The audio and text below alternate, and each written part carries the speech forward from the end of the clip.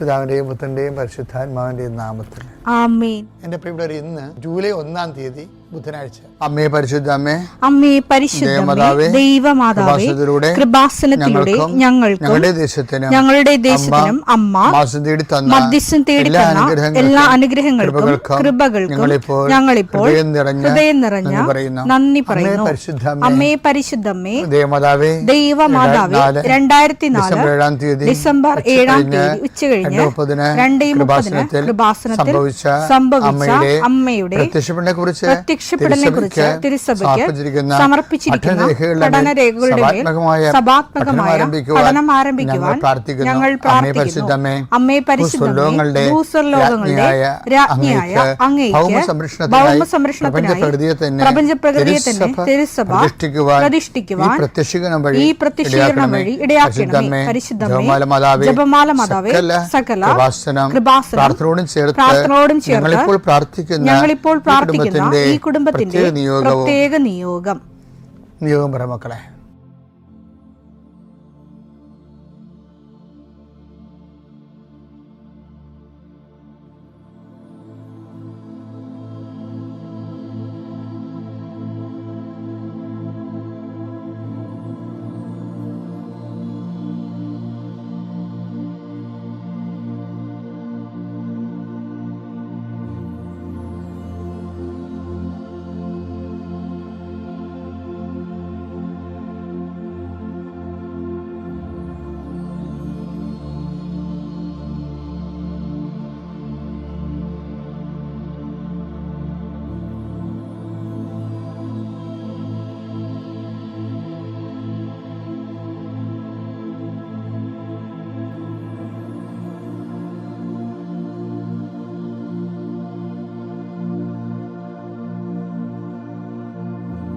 അമ്മയുടെ പ്രത്യക്ഷീകരണത്തിന്റെ ഈ അനുഗ്രഹവേളയിൽ ഞങ്ങൾക്ക് സാധിച്ചു തരുവാൻ കനിയണമേ. ആമേൻ. വിശ്വാസ പ്രമാണം. സർവശക്തനായ പിതാവും ആകാശത്തിന്റെയും ഭൂമിയുടെയും സൃഷ്ടാവുമായ ദൈവത്തിൽ ഞാൻ വിശ്വസിക്കുന്നു. അവിടുത്തെ ഏകപുത്രനും ഞങ്ങളുടെ കർത്താവുമായ ഈശോമിശിഹായിലും ഞാൻ വിശ്വസിക്കുന്നു. ഈ പുത്രൻ പരിശുദ്ധാത്മാവിനാൽ ഗർഭസ്ഥനായി കന്യകാമറിയത്തിൽ നിന്ന് പിറന്ന് പൊന്തിയോസ് പീലാത്തോസിന്റെ കാലത്ത് പീഡകൾ സഹിച്ച് കുരിശിൽ തറയ്ക്കപ്പെട്ട് മരിച്ച് അടക്കപ്പെട്ട് പാതാളങ്ങളിൽ ഇറങ്ങി മരിച്ചവരുടെ ഇടയിൽ നിന്ന് 3-ാം നാൾ ഉയർത്ത് സ്വർഗത്തിലേക്ക് എഴുന്നള്ളി സർവശക്തിയുള്ള പിതാവായ ദൈവത്തിന്റെ വലതുഭാഗത്തിരിക്കുന്നു. അവിടെ നിന്ന് ജീവിക്കുന്നവരെയും മരിച്ചവരെയും വിധിക്കുവാൻ വരുമെന്നും ഞാൻ വിശ്വസിക്കുന്നു. പരിശുദ്ധാത്മാവിലും ഞാൻ വിശ്വസിക്കുന്നു. വിശുദ്ധ കത്തോലിക്കാ സഭയിലും പുണ്യവാന്മാരുടെ ഐക്യത്തിലും പാപങ്ങളുടെ മോചനത്തിലും ശരീരത്തിന്റെ ഉയർപ്പിലും നിത്യമായ ജീവിതത്തിലും ഞാൻ വിശ്വസിക്കുന്നു. ആമേൻ. സ്വർഗ്ഗസ്ഥനായ ഞങ്ങളുടെ പിതാവേ, അങ്ങയുടെ നാമം പൂജിതമാകണമേ. അങ്ങയുടെ രാജ്യം വരണമേ. അങ്ങയുടെ തിരുമനസ് സ്വർഗത്തിലെ പോലെ ഭൂമിയിലും ആകണമേ. അന്നു വേണ്ടുന്ന ആഹാരം ഇന്ന് ഞങ്ങൾക്ക് തരണമേ. ഞങ്ങളോട് തെറ്റ് ചെയ്യുന്നവരോട് ഞങ്ങൾ ക്ഷമിക്കുന്നത് പോലെ ഞങ്ങളുടെ തെറ്റുകൾ ഞങ്ങളോടും ക്ഷമിക്കണമേ. ഞങ്ങളെ പ്രലോഭനത്തിൽ ഉൾപ്പെടുത്തരുതേ, തിന്മയിൽ ഞങ്ങൾ രക്ഷിക്കണമേ. ആമേൻ. നന്മ നിറഞ്ഞ മറിയമേ, സ്വസ്തി. കർത്താവ് അങ്ങയുടെ കൂടെ സ്ത്രീകളിൽ അങ്ങ് അനുഗ്രഹിക്കപ്പെട്ടവളാകുന്നു. അങ്ങയുടെ ഉദരത്തിൻ ഫലമായി ഈശോ അനുഗ്രഹിക്കപ്പെട്ടവനാകുന്നു. പരിശുദ്ധ മറിയമേ, തമ്പുരാന്റെ അമ്മേ, പാപികളായ ഞങ്ങൾക്ക് വേണ്ടി ഇപ്പോഴും ഞങ്ങളുടെ മരണസമയത്തും തമ്പുരാനോട് അപേക്ഷിക്കണമേ. ആമേൻ. കർത്താവേ, നിന്റെ ഉന്നതമായ നാമത്തിന് സ്തോത്രം ചെയ്യുന്നു. കർത്താവേ, നിന്റെ വിശുദ്ധ പൗരോഹിത്യത്തെ മഹത്വപ്പെടുത്തണമേ. കർത്താവെ, സഭയിലുള്ള സാന്നിധ്യം ദൃഢമാക്കണം. 40 വർഷം ഞാൻ അർപ്പിച്ച കൃപാസന അൾത്താരെ ജീവനോടെ പ്രത്യക്ഷപ്പെട്ട മാതാവിൻ്റെ സാന്നിധ്യം, ഈ കൃപാസനത്തിൽ വന്നിറങ്ങി പ്രാർത്ഥിച്ചു പോകുന്ന ലക്ഷോപലക്ഷം മനുഷ്യരുടെ പ്രാർത്ഥനയുടെ ശക്തിയാൽ ഞാൻ ഇന്നത്തെ ദിവസത്തെ എൻ്റെ മക്കളുടെ ആവശ്യങ്ങളെ കർത്താവിൻ്റെ ദൃശ്യം സമർപ്പിച്ചുകൊണ്ട് ആശീർവദിക്കുന്നു. കർത്താവെ, അങ്ങയുടെ മക്കളുടെ മേൽ നിൻ്റെ തിരുമുറുപാർന്ന് മരുന്നുകരം വെക്കണമേ. എൻ്റെ കർത്താവിൻ്റെ ഉന്നതമായ നാമത്തിൽ ശിരസിൻ്റെ രോഗങ്ങൾ, ബ്രെയിനിലെ സിസ്റ്റുകൾ, ബ്രെയിനിലെ ക്യാൻസറുകൾ, ബ്രെയിനുമായിട്ട് ബന്ധപ്പെട്ട മുഴുവൻ രോഗങ്ങൾ ഈ നിമിഷം ഇത് പ്രാർത്ഥന കൂടുന്ന മക്കളുടെ മേൽ കർത്താവിൻ്റെ ശക്തി ഒഴുകുകയും നീ സുഖപ്പെടുകയും ചെയ്യട്ടെ. തൊണ്ടനൊമ്പരങ്ങൾ, അത്തോൺസൈറ്റുകൾ, തൈറോയിഡുകൾ, ശ്വാസകോശ രോഗങ്ങൾ, ഉദര രോഗങ്ങൾ, പിസ്ത രോഗങ്ങൾ, PCOD രോഗങ്ങൾ, സർവാംഗവാത രോഗങ്ങൾ, വൃഷ്ണരോഗങ്ങൾ, കർത്താവിൻ്റെ നാമത്തിൽ ഉച്ചമുതൽ ഉള്ളംകാര് വരെ കർത്താവിൻ്റെ രക്തം പടരട്ടെ. മരുന്ന് ലേപനമല്ല, അങ്ങനെ വചനമാണല്ലോ അങ്ങനെ മക്കളെ സുഖപ്പെടുത്തുന്നത്. വചനത്തിൻ്റെ കരുത്താ ശക്തിയാൽ യേശുക്രിസ്തു ഉന്നതമായ നാമത്തിൽ അങ്ങനെ മക്കൾ സൗഖ്യം പ്രാപിക്കട്ടെ. കർത്താവെ, ഇന്നത്തെ യാത്ര, ഇന്നത്തെ സംസാരം, ഇന്നത്തെ കമ്മ്യൂണിക്കേഷൻസ്, ഇന്നത്തെ ഒപ്പുകൾ, ഇന്നത്തെ എഴുത്തുകൾ, ഇന്നത്തെ ഉപയോഗിക്കുന്ന വാഹനങ്ങൾ, കർത്താവ് ഇന്ന് ചെയ്തു തീർക്കേണ്ട എല്ലാ ഉത്തരവാദിത്തങ്ങളും കണ്ടുമുട്ടുന്ന എല്ലാ വ്യക്തികളുടെ മേലും എൻ്റെ മക്കളുടെ മേൽ കർത്താവിൻ്റെ ശക്തി പ്രവർത്തിക്കുകയും മാതാവിൻ്റെ മധ്യസ്ഥത്തിൽ സഞ്ചാരി മാതാവ് സമയത്തിൻ്റെ അധികാരം നിലമേലങ്കിയാൽ നിങ്ങളെ പൊതുകയും സന്തോഷത്തോടെ നിങ്ങൾ രാത്രി തിരിച്ചു വരാൻ ദൈവം അനുവദിക്കുകയും ചെയ്യട്ടെ. കഴിഞ്ഞ ദിവസങ്ങളിലെ റോജൻ എന്നും പറഞ്ഞൊരു മകൻ സാക്ഷ്യം പറഞ്ഞായിരുന്നു. റോജനെയൊക്കെ പ്രസംഗിച്ച റോജന് വീട് നല്ല വീടൊക്കെയാണ്, പക്ഷെ സ്ഥലം കുറവാണ് അവിടെ. അവിടെ എന്നും ഒരു തിക്കുമുട്ടലും ഉണ്ട് വീട്ടിൽ വരുമ്പോൾ അവർക്ക് അപ്പോൾ ഒരു പുതിയ വീട് വെച്ചപ്പോൾ വീടിൻ്റെ സ്ഥലം ഒതുങ്ങി. അപ്പോഴ് വീടിൻ്റെ വെയിലിലെ പുറത്ത് ഒരു വഴിയുണ്ട്, ഉപയോഗിക്കാത്ത വഴിയാണ്. അപ്പം അതിൽ നിന്ന് അത് ഒരു സെൻറ്റ് സ്ഥലം കിട്ടിയാൽ ഇവർക്ക് കുറച്ചുകൂടി സൗകര്യം ഉണ്ടാകും. പക്ഷേ ചോദിച്ചാൽ തരുമോ എന്നറിയത്തില്ല.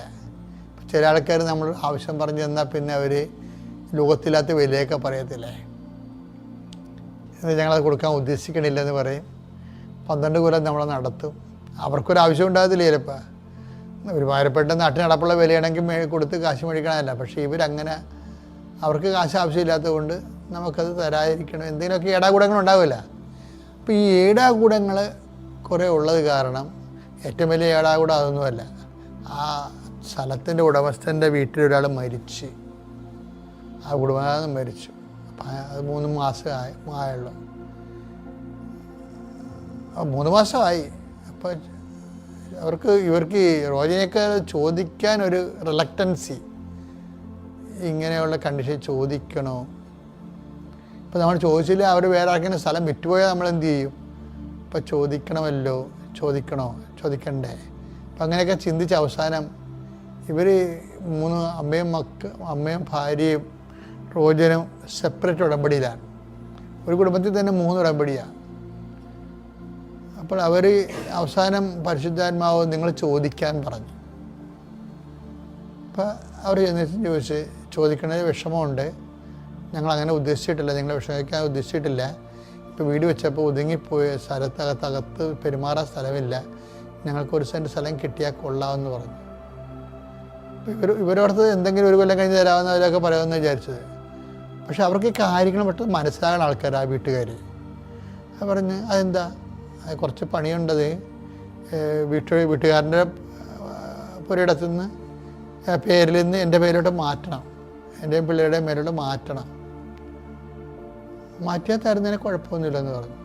അപ്പോൾ അവർ വില നിശ്ചയിച്ച്. പക്ഷെ അത് 1 മാസത്തിനുള്ളിൽ ആ സംഭവമില്ലെന്ന് പറഞ്ഞു. റോജൻ്റെ ഈ സാക്ഷ്യം കേട്ടപ്പോഴേ എൻ്റെ മനസ്സിൽ ഉണ്ടായിരുന്നൊരു സംഭവം, നമ്മൾ ഈ അപേക്ഷയൊക്കെ പൂരിപ്പിക്കത്തില്ലേ, അപ്പോൾ നമ്മൾ ബാങ്കിൽ അപേക്ഷയൊക്കെ പൂരിപ്പിക്കണം, വേറെ എന്തൊക്കെയല്ല ഇൻ്റർവ്യൂവിൻ്റെ അപേക്ഷയൊക്കെ പൂരിപ്പിക്കണം. താഴെ ഒരു സെക്ഷൻ ഉണ്ടായി, ഫോർ ഓഫീസ് യൂസ് ഒള്ളി അല്ലേ, ഫോർ ഓഫീസ് യൂസ് ഒള്ളി എന്ന് വെച്ച് കഴിഞ്ഞാൽ അത് ഓഫീസിൻ്റെ കൺകറസ്, അത് ആ അപേക്ഷ വെരിഫൈ ചെയ്ത് അതിനെ റെക്കമെൻഡ് ചെയ്യുകയോ അല്ലെങ്കിൽ റിമാർക്ക് എഴുതി മാറ്റുകയോ ചെയ്തിട്ട് ഓഫീസ് സീൽ വെക്കേണ്ട സ്ഥലമാണ്. ഫയലിലേക്ക് പോകണമെങ്കിൽ ഓഫീസ് ഒപ്പും വേണം, മാനേജറുടെ ഒപ്പും വേണം, ഓഫീസിൻ്റെ സീലും വേണം. അതിന് പിന്നെ ചില അണ്ണന്മാർ അതൊന്നും അറിയാതെ അവിടെ കയറി എഴുതും. ഇങ്ങനെ കുറേ ആൾക്കാരുണ്ട്. എന്ന് വെച്ചാൽ ചിലത് ദൈവം തന്നെ ചെയ്യേണ്ടതാണ്, അവിടെ ഓഫീസ് യൂസ് ഉള്ളിയാണ്, ദൈവം തന്നെ ചെയ്യേണ്ടത്. നമ്മൾ ചെയ്താൽ ശരിയാകത്തില്ല, നമ്മൾ ചെയ്താൽ അത് ക്യാൻസലാകും മിക്കവാറും. ഈ അറിയാൻ പാടില്ലാത്തവർ കയറി ഓഫീസിൻ്റെ പേപ്പറൊക്കെ കയറി കുറേ പേരൊക്കെ എഴുതി നമ്മൾ സ്വന്തം കാര്യമൊക്കെ എഴുതി വെക്കണില്ലേ, അതുപോലെ വരും. അപ്പം ദൈവത്തിൻ്റെ ഭാഗത്തു നിന്നുള്ള കാര്യം ദൈവം തന്നെ ചെയ്യേണ്ടത്. അപ്പം നമ്മളെന്താ ചെയ്യേണ്ടത്? ദൈവത്തെ കൊണ്ട് അത് ചെയ്യിക്കണം. അതിനെന്ത് ചെയ്യണം? ദൈവം നമുക്ക് വേണ്ടി അത് ചെയ്യാൻ ഇപ്പം ബൈബിൾ പറയത്തില്ലേ, ഇവൻ ഇത് ചെയ്തു കൊടുക്കാൻ ഇവൻ അർഹനാണ്. ആ വചനം എടുത്തേ, ലുക്ക 7:4. അവർ യേശുവിന്റെ അടുത്ത് വന്ന്, അവർ യേശുവിൻ്റെ, അത് യഹൂദ പ്രമാണികളാണ് കേട്ടോ, അവർ യേശുവിൻ്റെ അടുത്ത് വന്ന് കേണ് അപേക്ഷിച്ചു പറഞ്ഞു, നീ ഇത് ചെയ്തു കൊടുക്കാൻ അവൻ അർഹനാണ്. അതാണ് വിഷയം, അവൻ അർഹനാണ്.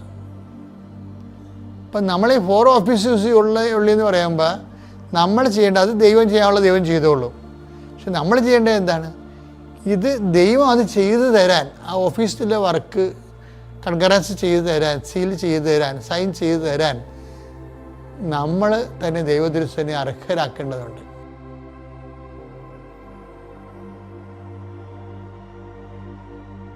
അത്യപൂർവ ദൈവാനുഭവങ്ങൾ ഇനി